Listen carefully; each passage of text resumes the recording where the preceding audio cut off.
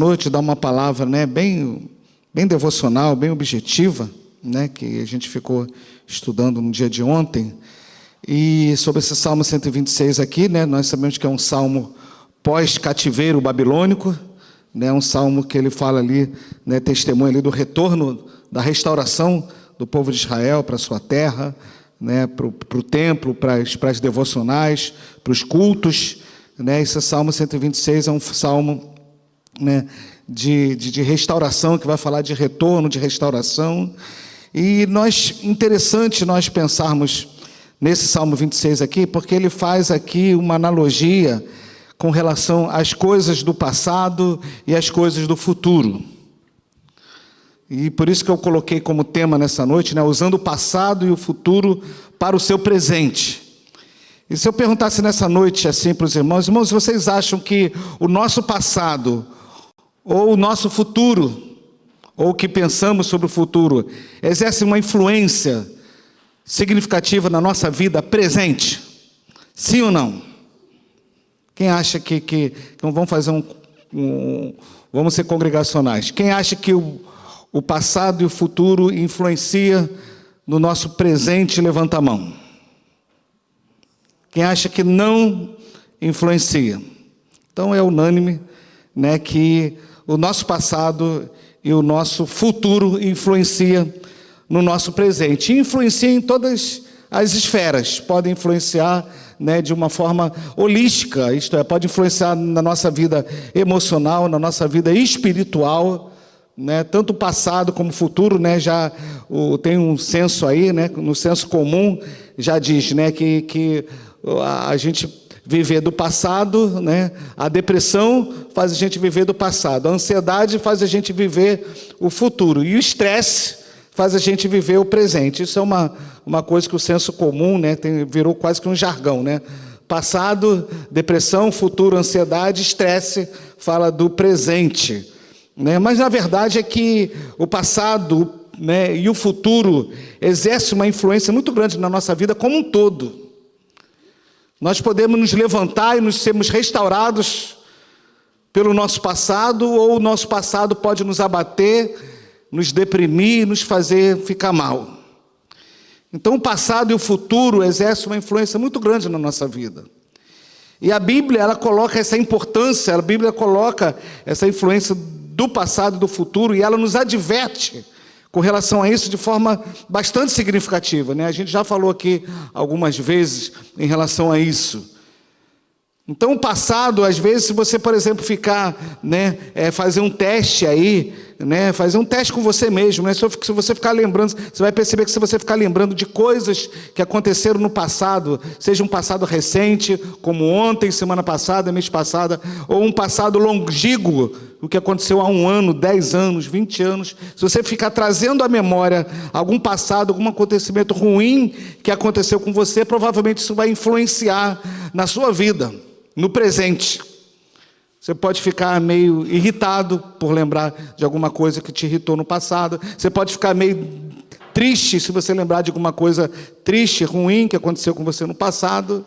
Então, a lembrança do passado pode nos fazer ficar bem, pode nos trazer, né, um renovo, uma força para a gente viver o presente, e também, né, com relação ao futuro. Se nós ficarmos analisando o futuro de uma forma pessimista, negativa, isso pode influenciar no nosso presente, né? A gente pode, por exemplo, se a gente falar aqui, nós vamos buscar Deus, né, igual o Ministério de Oração da igreja fez um propósito da gente fazer, né, 4 domingos de oração pela manhã aqui, né, acho que de 7h30 ou seja, a 8h45, alguma coisa assim, né?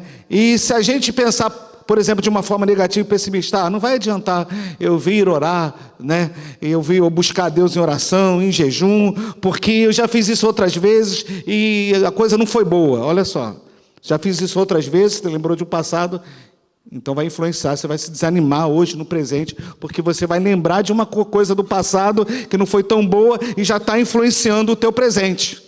Ou você pensar assim, não vai adiantar eu vir buscar a Deus, não vai adiantar eu passar aqui 4 domingos orando, buscando a Deus, porque eu acho que as coisas não vão mudar, meu marido vai continuar longe da presença de Deus, né? O meu pai vai continuar com aquela doença. Então, se a gente trazer um futuro, não só o passado, mas um futuro também de uma forma negativa para o presente, você vai perceber que isso vai influenciar na tua vida espiritual, na tua vida emocional, vai influenciar a tua vida como um todo. Então, na verdade, o passado e o futuro faz parte da nossa vida, da vida de cada um de nós aqui. Mas a questão que nós queremos frisar nessa noite é como nós temos usado, que passado é esse, que futuro é esse que nós estamos usando para beneficiar o nosso presente.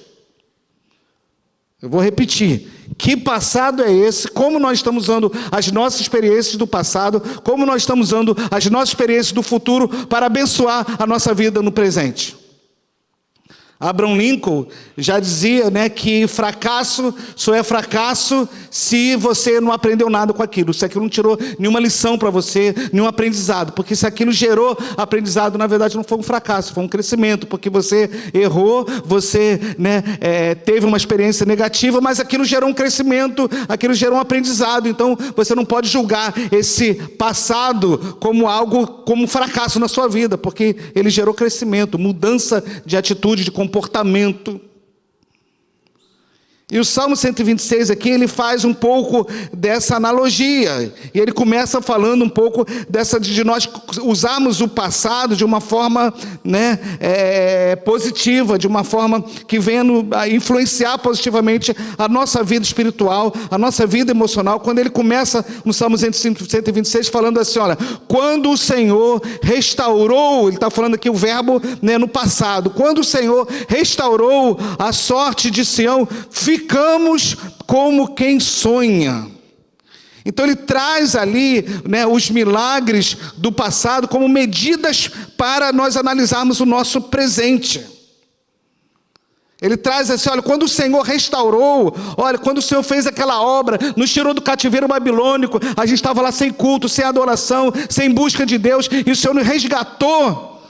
Nossa, foi uma bênção tão grande, que nós ficamos como quem sonha. Você percebe que o salmista aqui, ele usa o passado de uma forma positiva, de uma forma otimista, que vai gerar nele o quê? Fé.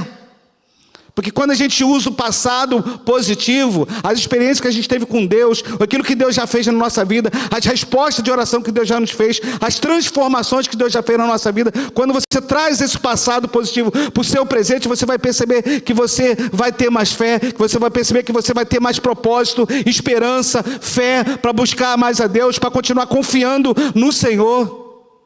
E essa intervenção milagrosa de Deus, essa intervenção do Senhor, ele supera as nossas expectativas. Repita comigo, a intervenção de Deus supera as expectativas humanas. Você percebe que ele falou assim, olha, quando ele lembra do passado, do que o Senhor fez, ele fala assim, olha, nós ficamos como quem sonha. Essa é uma expressão, né, muito usado, né, quando a gente recebe uma bênção, uma vitória muito grande, né, que a gente costuma até brincar e falar assim, não, me belisca aqui para ver se eu não estou sonhando, né, me belisca aqui para ver se eu não estou dormindo, será que é isso mesmo? Será que Deus está fazendo isso mesmo? E glória a Deus por isso, porque o Deus que nós servimos é um Deus que nos surpreende. E faz até muito mais, como a Bíblia diz, né, do que aquilo que pedimos ou pensamos. Às vezes a gente vai pedir alguma coisa a Deus, a gente vai orar a Deus, pedir, e Ele faz até muito mais do que aquilo, a Bíblia diz isso, do que aquilo que pedimos ou pensamos, porque é esse Deus, Ele faz com que a gente nos dá uma vitória tão grande, que a gente pede para os outros beliscar na gente, porque, olha, me belisca aqui, parece que eu estou sonhando, não deve ser verdade, deve ser um sonho. Assim como é frustrante, né, quando a gente sonha com uma coisa boa e acorda, né? Não é ruim. Aí você fala assim, puxa vida, era um sonho. Estava sonhando, puxa vida, pensei que estava verdade, né? E a gente acorda meio frustrado, né? meio chateado. E assim Deus age. Ele nos surpreende. Às vezes Deus faz coisas assim, coisa de doido, né? Acho que eu já, nesses 40 anos de crente, né, a gente já viu Deus fazer tanta coisa, transformar tantas pessoas, né, quase que intransformáveis, inventando uma palavra aqui agora, mas Deus faz cada coisa também que isso tem que nos fazer crer que o Deus que nós servimos é o Deus de milagres, é o Deus dos impossíveis. Como o testemunho que eu já contei aqui, numa outra oportunidade, né, de uma missionária que foi violentada quando era solteira, virgem, estava no campo missionário na África, e ela foi violentada, e ela voltou grávida do campo missionário, voltou para o Brasil, grávida, e a criança nasceu, cresceu, né, e alguns céticos estavam desconfiando que ela não tinha sido violentada nada, que ela caiu, né, no pecado lá na África, mas não, ela realmente foi violentada e tal.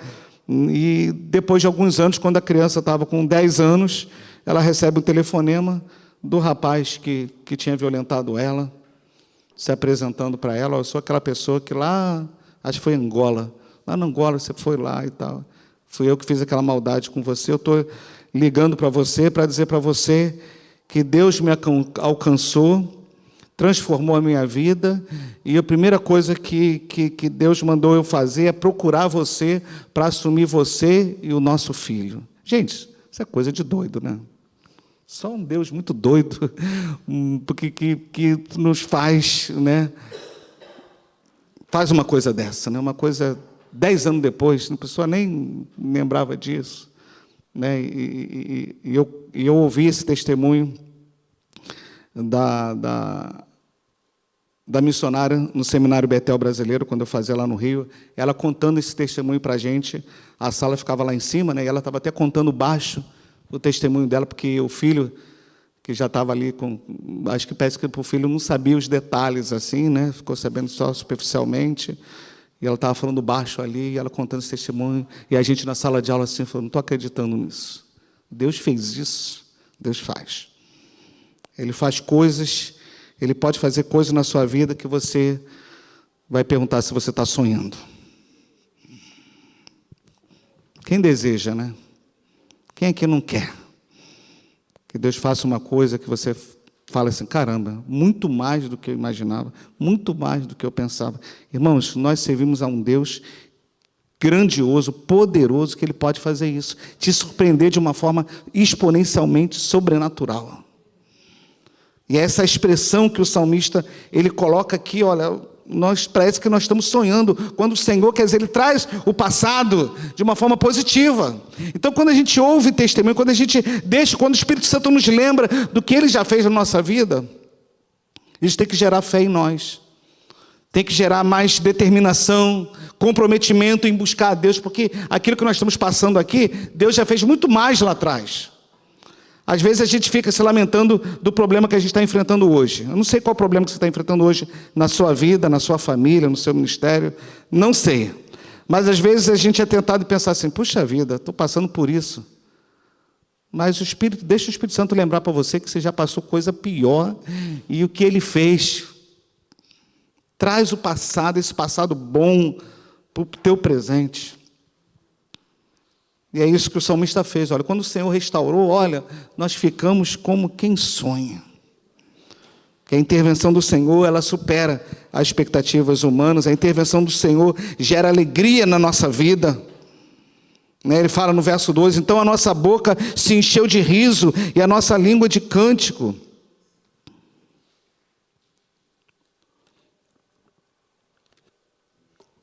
A intervenção de Deus gera essa alegria em nós, essa intervenção de Deus faz com que a gente se alegre. Uma das coisas que mais o diabo tem tentado roubar da nossa vida é a alegria da salvação, é a alegria de servir a Deus, é a alegria de prestar o culto ao Senhor, é a alegria de trabalhar na obra do Senhor, é a alegria de adorar o Senhor, é a alegria de viver a vida cristã, a alegria. O Hernando Dias Lopes tem uma mensagem muito boa, que é baseada baseada no livro não, né? Ele pregou, aí pessoas pegam a pregação dele e transformam num livro, né? Que tem até um livro com esse mesmo tema, né? Ele fala os ladrões da alegria. Não sei quem já teve a oportunidade de ler, leia, é muito interessante. Ele fala como o diabo ele tem várias estratégias para nos roubar essa alegria. E o salmista ele coloca aqui, ele expressa aqui que essa alegria dele, da intervenção, essa alegria dele pelo passado, você percebe que a lembrança do passado, né, traz a alegria, trouxe a alegria para a vida dele presente. Por isso que o nosso passado influencia na nossa vida presente. Ele coloca aqui, olha, o Senhor restaurou, olha, então a nossa boca se encheu, ele fala da alegria. Interessante que ele não fala só da alegria dele, de ter experimentado esse milagre, esse sobrenatural de Deus. Não, a alegria dele também é porque ele vê que essa experiência dele com Deus influenciou outras pessoas. Essa intervenção de Deus agiu na vida de outras pessoas testemunharam e presenciaram isso. Por isso que ele fala que então, entre as nações, se dizia, grandes coisas o Senhor tem feito por eles. Quer dizer, o salmista não fala só que ele, o povo que vivenciou essa experiência da libertação, que só eles ficaram alegres. Não, ele fala que o que Deus fez, a intervenção, o sobrenatural de Deus na vida deles, gerou intervenção de Deus na vida das outras pessoas. Ele fala, entre as nações se diziam, grandes coisas tem feito o Senhor por eles. Quer dizer, as nações que não serviam a Jeová, não eram, né, judaica, as nações testemunharam o que Deus fez na vida dos judeus. Ele fala, olha, não foi só um testemunho entre o povo de Deus, não, o testemunho foi para as pessoas de fora também, porque entre as nações, entre os outros de fora, se falavam, grandes coisas fez o Senhor por nós. Amados, nós precisamos gerar isso na vida dos de fora, do colega seu do trabalho, alguém da sua família, do teu vizinho, de poder olhar para você ali no quintal assim, da casa dele e falar assim, poxa, grandes coisas, olha, eu peguei aquele cara ali, aquele cara fez isso. Grandes coisas Deus fez na vida dele. Servir de testemunho. Porque a mudança de Deus na nossa vida, as maravilhas de Deus na nossa vida, a intervenção de Deus na nossa vida, faz com que as pessoas possam testemunhar até aquelas que não são cristãs. Mas o salmista, ele não vivia só de passado. O salmista ele não ficava só lembrando das coisas boas que aconteceram no passado. Porque a gente sempre fala isso aqui, né? As bênçãos do passado, elas não são suficientes. Ou as experiências que você já teve com Deus no passado é para te gerar fé e continuar perseverando e buscando a Deus. Mas se você não fizer no presente, hoje, as experiências boas do passado, se elas não transformarem, não gerarem ação em você no presente, elas não vão ser suficientes para te manter de pé espiritualmente no presente. Porque o salmista ele não ficou limitado à alegria da lembrança boa do passado, não. Ele no presente, no meio do sofrimento, das lutas, ele clama a Deus por livramento. Olha, é isso que ele fala aqui no verso 4. Ele faz uma oração aqui no verso 4. Ele fala assim, restaura, Senhor, a nossa sorte como as torrentes do Neguebe. Quer dizer, o salmista entendia que apesar de Deus ter feito milagres maravilhosos no passado, ter tirado eles do cativeiro babilônico, ter restaurado a vida deles, apesar de Deus ter feito isso no passado, hoje no presente, ele precisava clamar a Deus. Porque as experiências do passado também, ainda que sejam boas, elas não vão servir para a gente hoje. Se você não clamar hoje, se você não buscar a Deus hoje, ninguém vive do passado, nem na vida espiritual. Por isso que isso é uma das críticas que a gente fazia, né, com o movimento aí do G12, né, que eles achavam que os 3 dias de retiro lá iam mudar a vida cristã desde dali para frente. E a gente sempre falava, gente, que maturidade, que criancice. né? Porque você pode passar por um culto maravilhoso, amados. A glória de Deus, você pode participar, né? Eu já participei de cultos assim que o céu desceu, a glória de Deus se manifestou, pessoas foram curadas, libertas, restauradas e tal. Glória a Deus quando a gente tem esses momentos, essas experiências com Deus. Mas elas foram ali, naquele momento. Se no outro dia você não orar, não vigiar, não buscar, o outro dia você pode cair. Ainda digo mais, a gente está mais vulnerável quando a gente está no topo da nossa vida espiritual e ministerial do que quando a gente está enfrentando por lutas. Elias caiu espiritualmente, emocionalmente, caiu num quadro depressivo, entrou dentro da caverna quando ele estava no auge. O que Elias tinha acabado, qual a experiência que Elias tinha acabado de ter com Deus? Elias orou e o fogo desceu do céu, o milagre, né? Ele matou 850 profetas de Baal, o grande milagre aconteceu ali, quer dizer, ele estava no clímax. Já pensou você orar e cair fogo do céu e consumir o holocausto e você venceu 850 profetas? Aí você pensa assim, nossa, que experiência tremenda de Elias. Essa experiência dele com Deus, com o Espírito Santo, vai servir para a vida toda de Elias. Não. Aí no mesmo dia ou no outro dia, Jezabel fala uma coisa para ele e ele, puf, cai. Porque a vida cristã, ela é diária. Amém, igreja? A vida cristã é diária. Importante a gente lembrar, sim, da experiência com Deus no passado, para que a gente no presente busque a Deus e renove com Deus, e busque mais unção, e busque mais poder do Espírito, e busque mais ao Senhor. Mas a experiência que você teve no passado não vão te sustentar para a vida de hoje. O culto, a palavra que você está recebendo hoje, que está te alimentando, amém, glória a Deus. Mas se amanhã você não tiver a tua vida devocional, se amanhã você não orar, não buscar a Deus, não vigiar, não se consagrar, não se santificar, não amar, não perdoar, você pode cair amanhã, depois de participar de um culto hoje. E o salmista, ciente disso, ele fala, olha, Senhor, né, ele começa falando lá do passado, da alegria, do que Deus fez, da intervenção de Deus, e tal, mas como ele estava no momento do presente, o presente dele era um momento de dificuldade. Nós sabemos que quando Deus tirou o povo de Israel lá do cativeiro babilônico, não foi fácil. Porque tinha miséria, tinha falta de comida, tinha falta de templo, tinha falta de culto, tinha falta de tudo. Então, eles precisavam o quê? Um clamor a Deus ali por restauração. E ele fala, restaura, Senhor. É um clamor que ele faz. É um clamor que ele faz ao Senhor. A restauração, o avivamento, sempre precede de busca intensa de oração. Amém, igreja? A oração, a restauração é sempre fruto de oração. Quem fez seminário sabe disso, né? Que a gente que fez seminário, a gente estuda a história da igreja. Então, quando você estuda a história da igreja, você estuda sobre os grandes avivamentos da Idade Média, Moody, Finney, Whitefield, Wesley, e você vai ver que os grandes avivamentos que aconteceram na história da humanidade sempre foram precedidos de uma busca intensa de oração. Sempre foram precedidos. E o salmista, ele clama aqui, ele ora, ele busca ao Senhor aqui. Ele fala, Senhor, restaura, Senhor. Restaura, ele pede, ele clama a Deus por restauração. Depois ele fala, para terminar, versos 5 e 6. Ele fala, os que com lágrimas semeiam,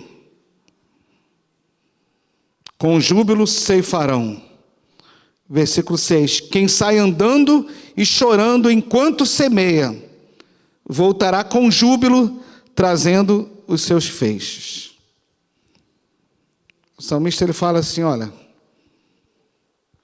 quem sai andando e chorando enquanto semeia, voltará com alegria, trazendo os seus feixes. A alegria da colheita, amados.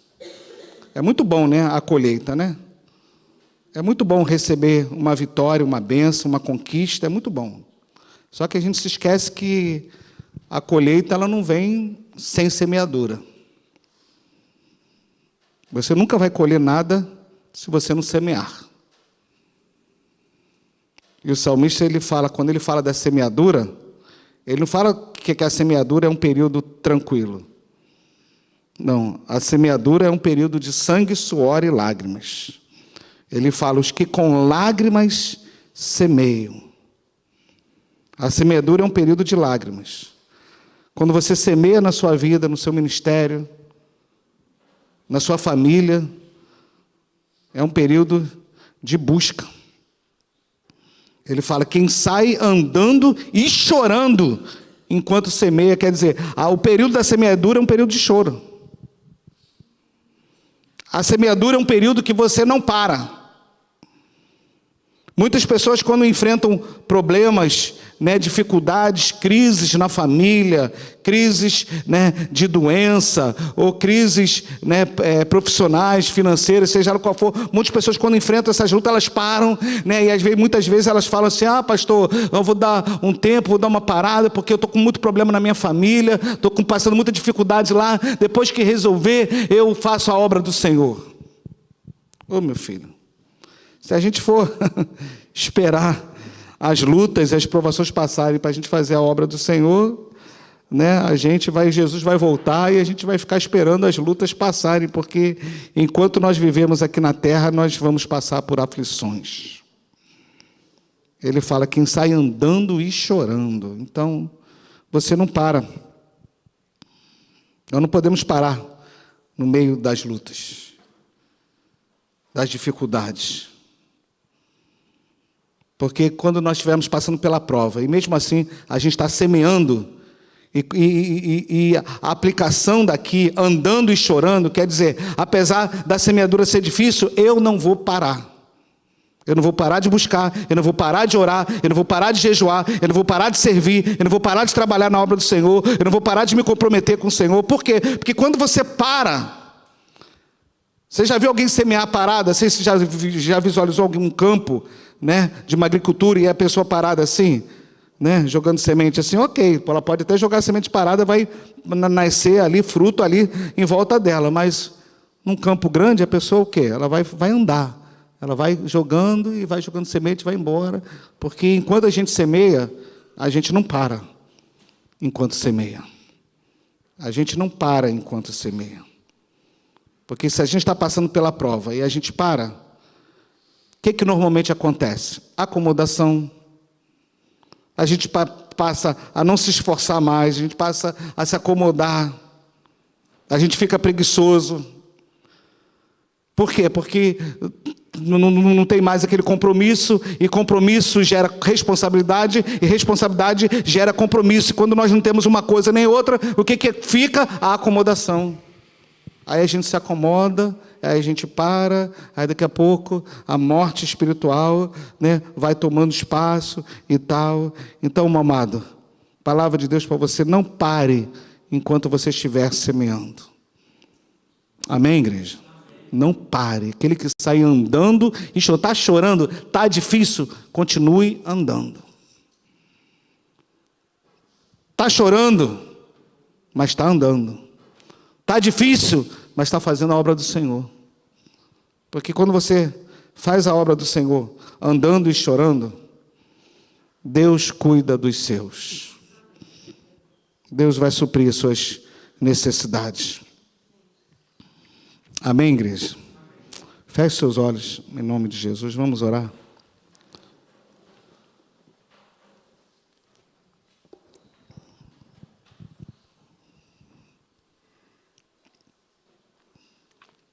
Como está a sua vida hoje no presente? Como está a sua vida espiritual, seu relacionamento com o Senhor? Como você está trabalhando o que aconteceu com você? E o futuro? Como você está vendo o futuro de uma forma pessimista, negativa? Ou você consegue enxergar o futuro de Deus fazendo infinitamente mais do que aquilo que você pede ou pensa? Como é que você está lidando com o futuro? Como é que você está vendo o futuro de uma forma negativa? Isso vai influenciar negativamente o teu presente, tua vida espiritual no presente, teus relacionamentos no presente, teu emocional no presente. Vai ficar trazendo para o presente só as memórias ruins, negativas, vai influenciar negativamente o seu presente, o seu emocional, o seu espiritual. Precisamos usar a nossa lembrança do passado e a nossa expectativa com o futuro de uma forma positiva, assertiva. Porque esse Deus que está aqui nessa noite, esse Deus que nós servimos, é um Deus que já tem feito tantas coisas na nossa vida e já fez tantas coisas na sua vida. Talvez o Espírito Santo esteja trazendo a sua memória ali, da onde Deus te tirou, do que Ele já fez, do que Ele já restaurou na sua vida. Então, esse Deus que restaurou o seu passado, é um Deus que, no presente hoje, continua intervindo de uma forma sobrenatural. Mais do que você pode crer e pensar, duvidar, muito mais. Esse Deus que nós servimos é um Deus que nos surpreende, que nos faz falar como salmista, ficamos como que em sonho. Nossa, é um sonho isso que eu estou passando agora. É um sonho essa vitória, é um sonho essa bênção que Deus me deu. Nossa, parecia que não ia vir nunca, e ela chegou. Glória a Deus. Me belisca para ver se é verdade mesmo, para ver se eu não estou sonhando. É esse Deus que nós servimos. É um Deus que nos surpreende.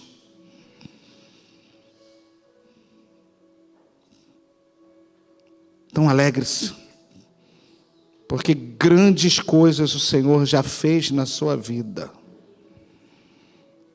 Grandes coisas o Senhor já fez na sua vida, e Deus te trouxe aqui nessa noite para falar para você, grandes coisas Ele ainda fará. Não só Ele fez, o Deus que fez grandes coisas, que restaurou a tua sorte, Ele ainda tem muito mais a fazer na sua vida. Creia nisso. Creia nisso. Aí já estou falando do futuro, estou usando o futuro para abençoar o meu presente. Eu creio que aquilo que eu já experimentei de Deus é só uma gota de uma grande chuva de bênção, de presença de Deus na minha vida.